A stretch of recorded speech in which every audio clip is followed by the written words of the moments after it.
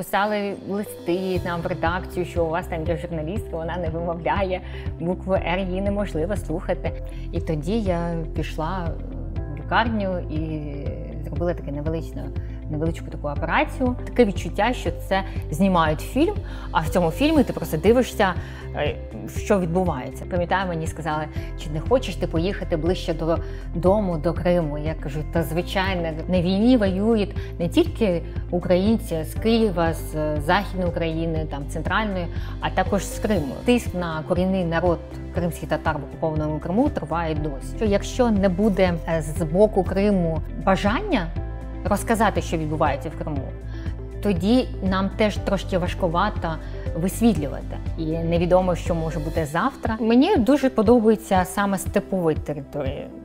Ну, звісно. Ти ж Ногайка, ну, звісно. Да. Євпаторія – це теж наш регіон, да? Але з іншого боку ми маємо Чорне море, яке теж наше, і степ.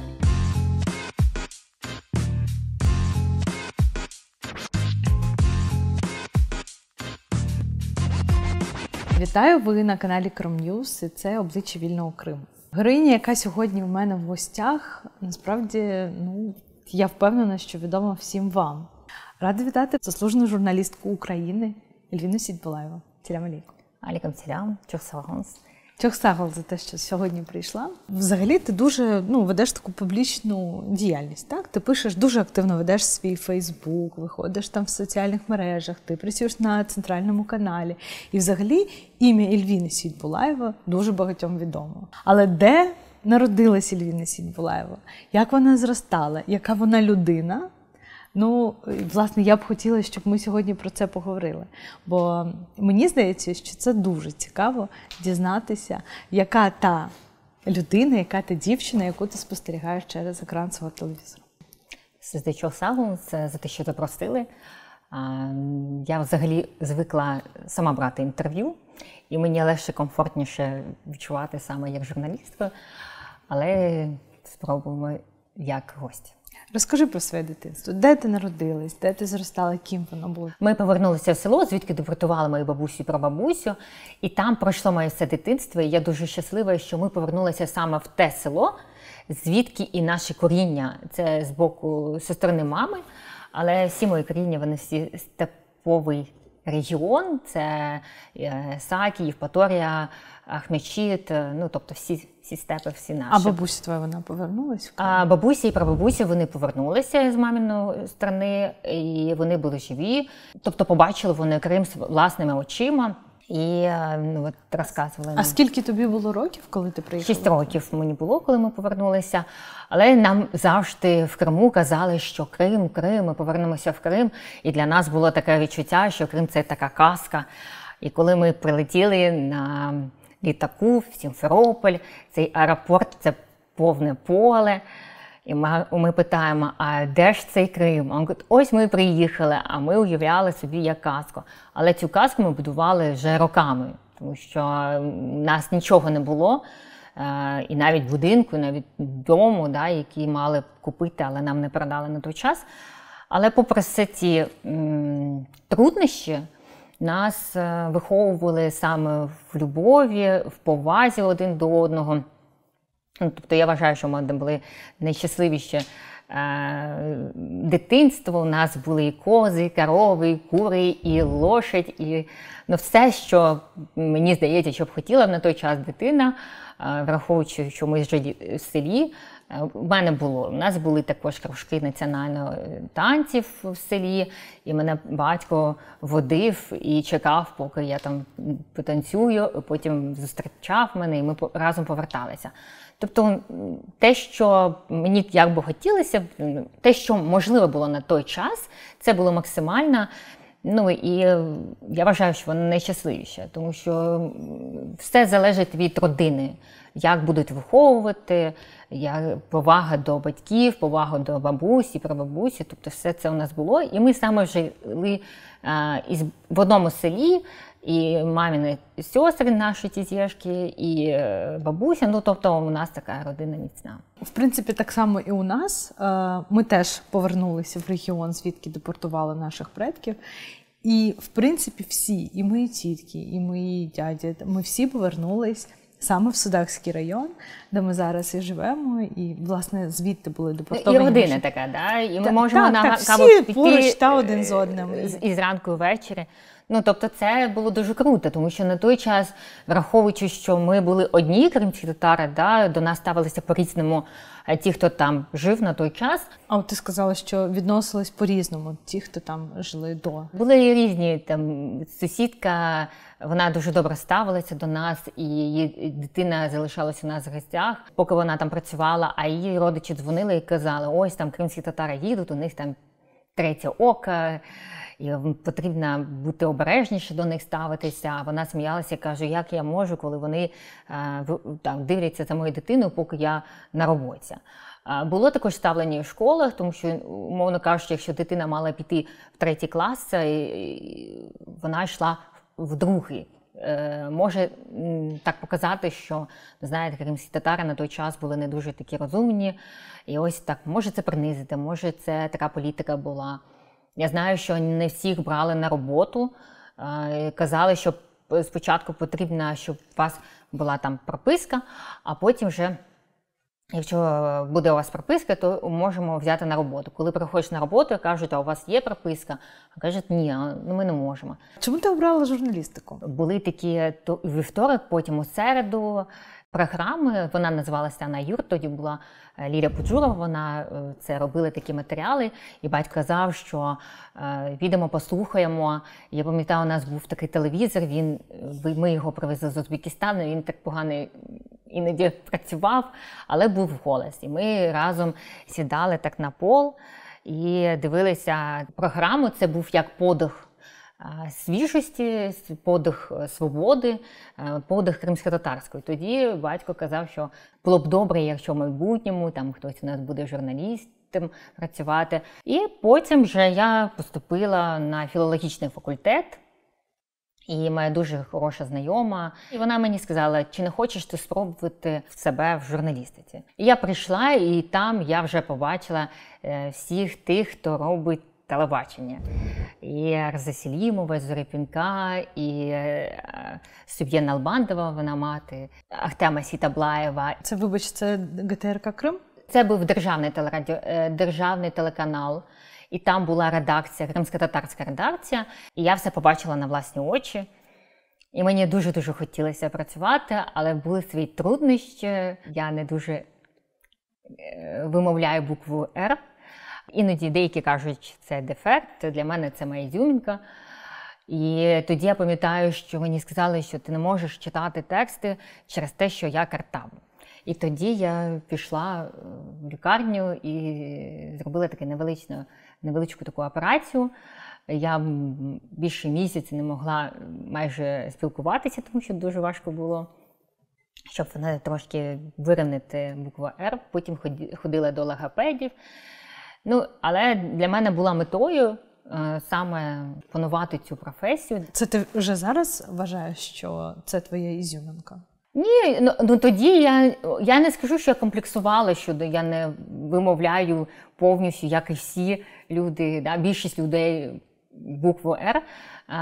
Я не відчувала те, що це мої які там дефекти, щось таке. На той час... Ну, але все ж таки ти пішла зробити операцію. Це було для того, щоб в майбутньому мені було б легше спілкуватися, легше читати тексти, готувати матеріали. І для того, щоб не було поводу для того, щоб той чи інший редактор казав, що ну ти ж не вимовляєш букву «Р». Ну, були різні. Були такі, що писали листи нам в редакцію, що у вас там є журналістка, вона не вимовляє букву «Р», її неможливо слухати. Ну, різне було. Але для мене була ціль саме далі йти. Я працювала над собою, щоб краще читати, щоб вимовляти кожне слово. Ну, це було, так. Да. Але я знаю, що були такі. Я пам'ятаю, що вже на 5-му курсі, на 4-му курсі була стипендія, яку заснував лідер кримських татар Мустафа Джамілєв. І я виграла цю стипендію, і ми не знали з мамою, що робити далі. А я розуміла, що у мене закінчується навчання на філологічному факультеті.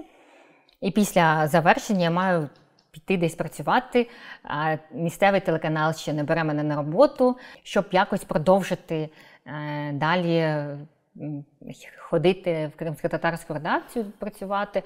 Я мамі кажу, може потрібно вступити на другий вищий. Я говорю, ну давай спробуємо. Я обрала міжнародні відносини, заочно. Першими моїми сюжетами це були про спорт, тому що ніхто про спорт не знімав. А там вже були кримські татари, які приймали участь в турнірах. Потім були такі випадки, коли не вистачало операторів, і я опанувала камеру. Тобто ти бралась за будь-яку роботу, аби лише працювати. Насправді я тобі дуже вдячна за те, що ти розповіла цю історію, бо я не знала, як правильно в тебе про це запитати. Ти для мене, і я впевнена, що для наших глядачів, неймовірний приклад того, що на своєму шляху не можна опускати руки. Так, сьогодні не вийшло, роботодавця в тобі щось не влаштувало, але це не є причиною, аби здаватися, опускати свої руки і відходити якось від своєї мрії. Тобто це була твоя мета. Це була просто моя мета і моя мрія. І на той час кримськотатарська редакція, вона була одна єдина на весь півострів. Це потім вже відкрили кримськотатарський телеканал АТР, да? А на той час там була велика така конкуренція. Але у мене була підтримка батьків, була підтримка моєї сестри. Я пам'ятаю, коли вже мама каже, ну все, Ліна, мабуть, вже повертайся вже в село, будеш працювати в школі. А мені так хотілося, я розумію, що щось треба робити, а у мене сестра вже працювала, вона вчилася заочно, і вона мені тоді сказала, Ліна, давай я тобі заплачу за кілька місяців за квартиру, щоб ти жила спокійно і далі працювала. Брат мені, пам'ятаю, купив сапожки, щоб я взимку ходила на роботу. Це дуже велика така підтримка. І це було для мене на той час достатньо для того, щоб йти до своєї мети. І ще я хочу зазначити, що я дуже вдячна Сітісляму Кішвеєву, який витримав, тому що ми робили сюжети, які не йшли потім в ефір. Там були браки, чи там недостатньо була інформація, але він все одно давав можливість далі працювати. Тому я йому дуже вдячна, тому що він перший мій шеф, який підтримав. 14-й рік – це рік, який дуже вплинув на кожного з нас, на наше життя, він скоригував. Яким ти його запам'ятала? Що взагалі? Бо я знаю, що саме в 14-му, ти поїхала з Криму. Чому? 14-й рік – це рік, який змінив хід історії. На той час сьогоднішній цей колаборант Аксьонов, Константин, він літав саме в Москву, радився, депутати Держдуми теж приїжджали в Крим. І тоді вони намагалися питання Криму підняти саме на сесії.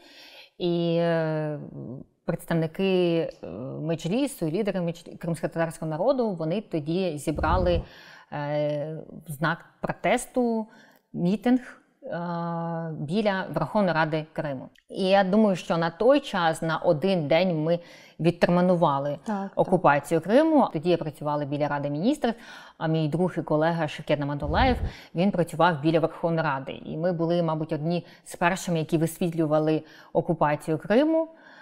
І це відбувалося на власні очі. Тобто вчорашні люди, які спілкувалися з нами так більш-менш нормально, ми бачили, що вони зраджують.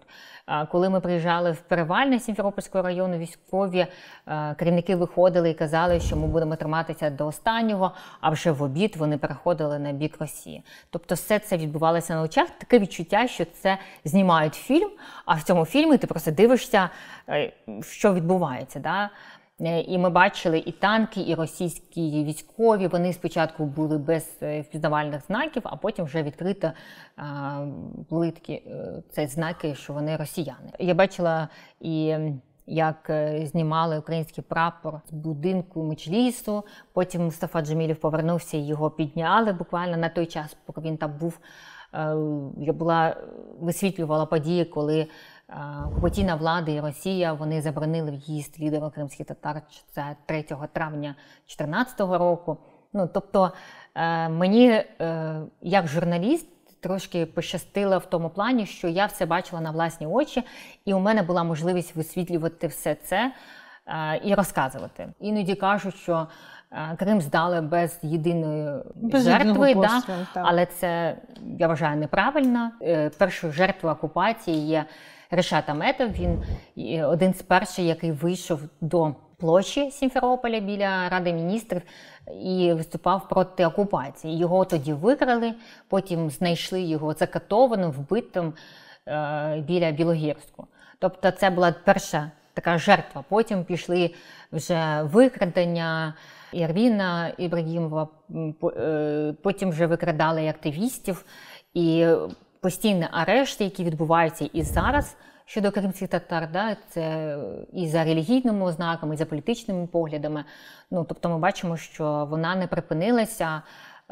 Тобто тиск на корінний народ кримських татар в окупованому Криму триває досі. З Криму ти їдеш 23 серпня 2014 року. Чому ти вирішила виїхати? Мені хотілося якось вивести тему Криму на іншу площу. І тоді вже Рома Бочкала, наш земляк, він з Джанкої. Ми працювали з ним під час так званого референдуму в Криму, коли відбувався.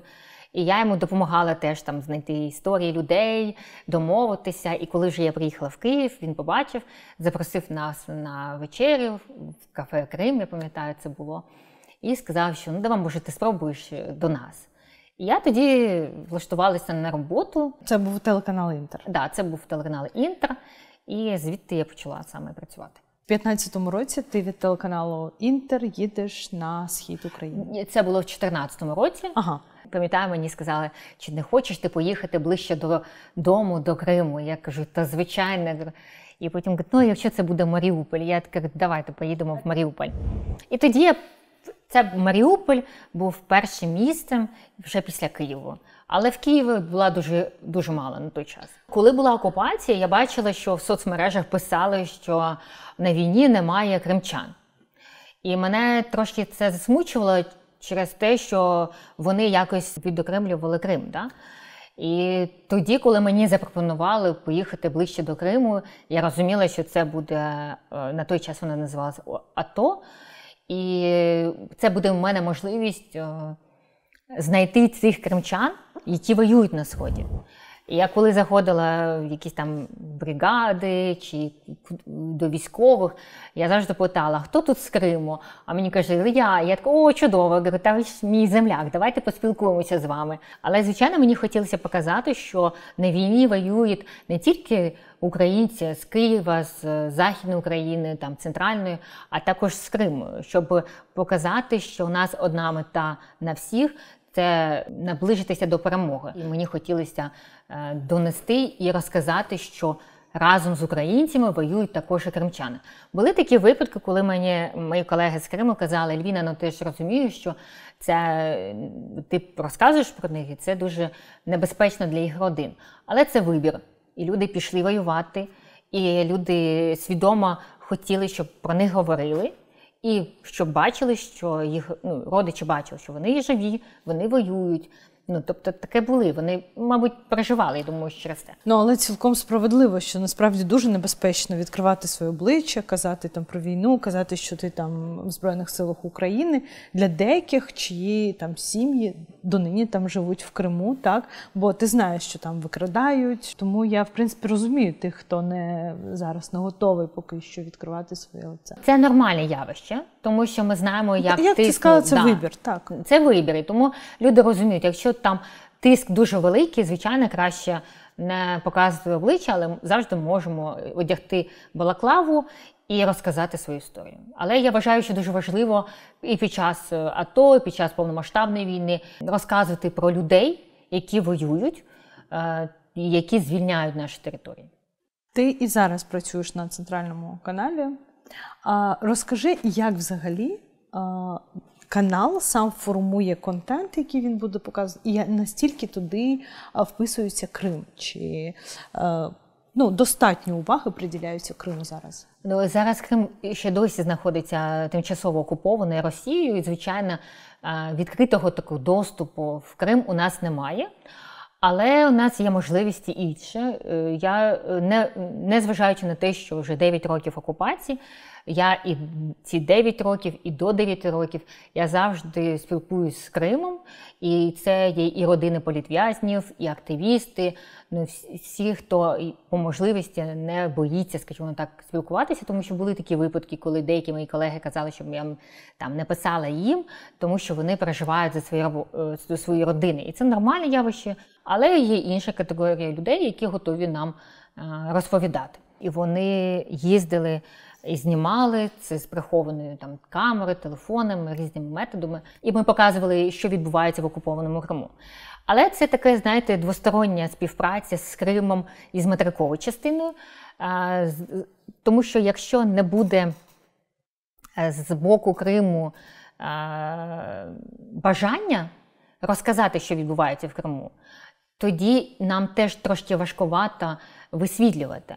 Іноді деякі там кажуть, що тема Криму, вона по рейтингу не дуже, вона падає по рейтингу через те, що, умовно кажучи, те, що показали в соцмережах, там якісь там відкрили екран, а там вода йде така не дуже нечиста така вода, да? Це показали всі. Але у нас є інша можливість – це розказати про історію людей. Це показати, як риють окопи. Це з прихованими там телефонами, як їздить техніка. Тобто все це люди нам знімають. І є такі, що готові розповідати, і вони розповідають нам. І ми приховуємо їх обличчя, їх місце знаходження, ми змінюємо ім'я і голос, щоб їх не впізнали окупаційна влада, да, ці ФСБівці. Тому що для нас дуже важливо, щоб ніхто не постраждав після наших новин. Але для нас це дуже важливо, щоб розказати. І я дуже вдячна редакції, і Каті Бісарабовій, Юрію Цугалку, що вони завжди підтримують тему Криму, і завжди є майданчик і є час. Це не 1,5-2 хвилини, це 5 хвилин, 10-15 хвилин саме були присвячені темі Криму. І зараз теж ми показуємо, але нам потрібно, щоб із Криму теж були бажання розказати. Ну, як ми бачимо по твоїх сюжетах, все ж таки там є люди, які попри все, незважаючи на те, що там були вже історії викрадення, так, і катування, і так далі, і так далі, і так далі. Ну, да, робили вони і про обшуки, і про катування, і про як зустріли і настрій людей під час повномасштабної війни. Ось це все, звичайно, ми висвітлюємо, і я дуже вдячна кожному, хто не відмовляє нам в цій підтримці, щоб ми розказали це. Як для тебе розпочалась повномасштабна війна? Повномасштабна війна для мене не було такою неочікуваною, як в 2014 році. Тому що в 2014 році для мене було це трошки дивним, а 22-й – це всі події, які відбувалися біля кордонів України, вони свідчили про те, що Росія намагається щось зробити. Тому що там були десятки тисяч російських військових і техніки. Не просто так же Росія відправила їх на кордони з Україною.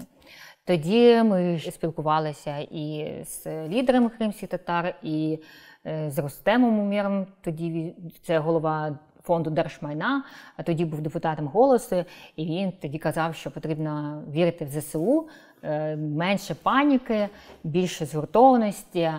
Вирішення цього питання може бути тільки супротивом. Супротивом політичним, дипломатичним, військовим. Ми не нападаємо, ми захищаємось. Як ЗСУ ми готові. Всі правоохоронні органи, спеціалізовані органи готові. Я не можу нічого іншого сказати, щоб всі були уважними, не панікували, слідкували за офіційними тільки джерелами і були готові до будь-яких сценаріїв. Для мене це не було несподівано. Я чула ці вибухи зранку, і мені подзвонив наш спільний колега Імран Зіїнов і сказав, що почалася війна. На що йому сказали, що у нас вже війна триває вже 9 років. Він мав на увазі, що повномасштабна війна. І Я просто йому сказала, ну приходь, поп'ємо каву і будемо думати, як далі, що будемо далі робити. Взагалі, здається, що окремо кримські татари і люди з Криму, вони взагалі, як би це не було зараз дивно чути, вони її очікували, бо все, що відбулося в 2014 році, мало якось логічно закінчитися, так? І війна, допоки Україна не поверне свої території, вона, не можна взагалі думати, що війни немає. І взагалі, я коли там спілкувалася зі своїми знайомими там в Києві, які казали, та ні, не буде ніякої війни. Мені здавалося, що трохи люди не розуміють, що взагалі відбувається там, на Сході і в Криму. Так, що таке російська агресія, ми розуміли з 2014 року. Люди з Донеччини, вони теж розуміли. Але люди, які жили на Західній Україні чи Центральній Україні, вони не розуміли, тому що вони не відчули на собі, що таке ця агресія. А коли почалася повномасштабна війна, коли вибухи почули всі українці, і Західна Україна, Центральна, всі, і вони відбулися майже одночасно, і тоді всі відчули на собі, що таке війна і що таке російська агресія. Тому я думаю, що для нас, для кримських татар, це не було такою несподіваною подією. Вже майже 1,5 роки йде війна повномасштабна. Як взагалі тебе змінив цей час? За час повномасштабної війни я ще намагалася волонтерити. І працювати, волонтерити.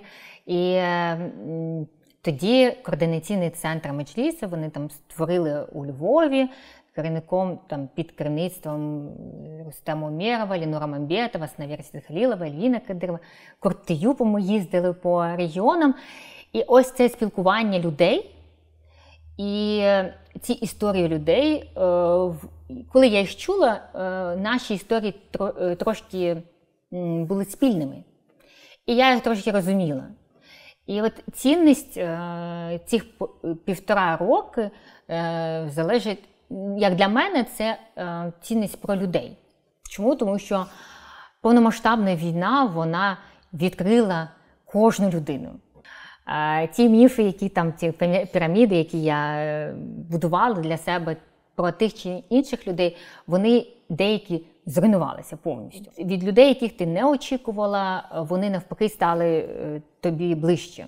Тобто ця війна, вона змінила щодо цінності, мені здається, і це як іспит і для себе, і ми побачили, хто є хто. Звичайно, якщо раніше хтось пише, давай побачимося, я казала, ой, давай через тиждень, через кілька днів. Зараз такого немає, тому що в нас літають і шахеди, і ці балістичні ракети, і невідомо, що може бути завтра. І тому, якщо є можливість сьогодні зустрітися, попити каву, поспілкуватися, звичайно, краще це зробити сьогодні, тому що вночі може все змінитися. Так. Ось це повномасштабна війна. І я дуже рада, що ті люди, з якими я спілкувалася до 24 лютого, і дружила, і дружу, вони залишилися тими, якими є і зараз.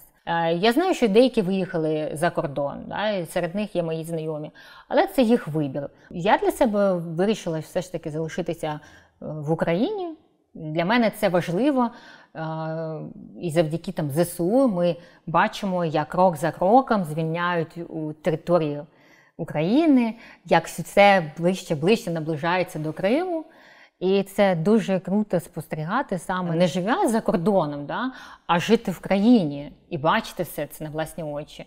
Я якраз про це і питала, знаєш, чи з'явилось у тебе оце відчуття, що Крим, він став набагато ближче, ніж був до цього. Ми завжди знали, що він знов стане українським, але просто, знаєш, не було якогось терміну. Тобто ми просто знали, що це колись станеться. А коли почалась повномасштабна війна, ніби український Крим, він набагато став ближче. Так, повномасштабна війна – це можливість повернення всіх територій, включно і Донеччини, і Криму. Повномасштабна війна дала надію Криму і кримським татарам, що про них не забули, що їх теж звільняють. І тому в Криму активізувалися люди, і зараз вони більш відкритіше стали, і тому, мабуть, вони і знімають, умовно кажучи, військову техніку, яка заїхала в Сімферополь чи в Джанкої, або десь щось відбувається, вони всі намагаються якось через різні джерела висвітлювати ці події. А чи було тобі за цей час колись страшно, бо я коли тебе не побачу, ти завжди оптимістично настроєна. Я коли не побачу, все буде добре. Тобі ніколи не страшно. Тобто, можливо, ти цього не хочеш там оточуючим показувати. От я тебе питаю, коли ти вдома одна, от ніч, починаються обстріли, чи бувало тобі колись страшно? За те, що, я не знаю, ти не прокинешся, за те, що ти ніколи не зможеш поїхати в Крим. Ну, будь-за що. Чи було так? Я вірю в те, що у нас дуже міцне ППО. Я вірю в те, що у нас дуже круті військові і наші захисники. І тому у мене немає такої тривоги. І для мене дуже важливо, щоб не бути одною. Я можу подзвонити і тобі, і Зері, і батьків я не турбую в цей час, тому що вони щоб не турбувалися. Тому всім знайомим, і мої колеги Оксана Шнайдер, і їй дзвоню, ми можемо ночами спілкуватися до 3 години, потім, коли вже кажуть, все, немає повітряної тривоги, я все, можна тоді йти. В цей час, під час повітряної тривоги, іноді я пишу сюжети, тому що, думаю, є можливість, поки ППО там виборює небо для нас, я можу в цей час написати сюжет. Тобто різні бувають, але здебільшого мені хочеться спати. Ти колись думала, в який Крим ти повернешся? Звичайно, в наш. Ні, те, що він наш, це зрозуміло. От який він буде? От ти їхала з одного, ти маєш скільки? 9 років не була? Так, цього року буде 9 років, як не була в Криму, але це не означає, що мене немає в Криму. Ні, це точно не означає, що, бо ти завжди, все, що ти робиш, це про Крим, для Криму там, і так далі. Але просто фізично тебе там немає, так? Фізично мене немає, але є скайп, є там інші джерела, де можна по відео подивитися і побути, тому що в нас всі день народження, весілля, які відбуваються в Криму, я завжди підключаюся. І хоч дистанційно, але я там буваю. Звичайно, Крим буде трошки іншим, на мій погляд, тому що події, які відбуваються, це війна, ціна українського Криму, думаю, що в майбутньому кримсько-татарська національна автономія в складі України, вона, звичайно, буде іншою, тому що ціна дуже висока. Ціна – це люди, які віддали своє життя за незалежність, за те, щоб ми жили в цій країні. То ми будемо більше цінувати нашу землю, цінувати тих людей, які віддали своє життя, які воюють зараз. Тому що люди, які військові, вони після війни потребують допомоги, і ми маємо їх підтримувати. Тобто це буде інший Крим. Вже традиційно я завжди питаю своїх гостей про місце сили в Криму. І майже всі відповідають про батьківський дім. Якщо це не батьківський дім, бо це зрозуміло, бо така в тебе прив'язка сильна дуже до родини, як я знаю. Я маю на увазі емоційна, так? Бо фізично ти з ними вже давно не живеш. А от якщо не батьківський дім? Мені дуже подобається саме степові території. Звісно. Ти ж ногайка, Я звісно. ногайка, да. Мені дуже легко там дихати, тому що там відкрите повітря. Звичайно, це степові регіони, тому що, я не знаю чому, може це пов'язане з тим, що звідти мої коріння. Але з іншого боку, і степовий, тому що якщо ми побачимо Євпаторію, це теж наш регіон, да? Я маю на увазі Ногаїв. Але з іншого боку ми маємо Чорне море, яке теж наше, і степ. Тобто, мені трошки важкувато там, де гори, але це дуже красиво спостерігати десь, може, в Судаках.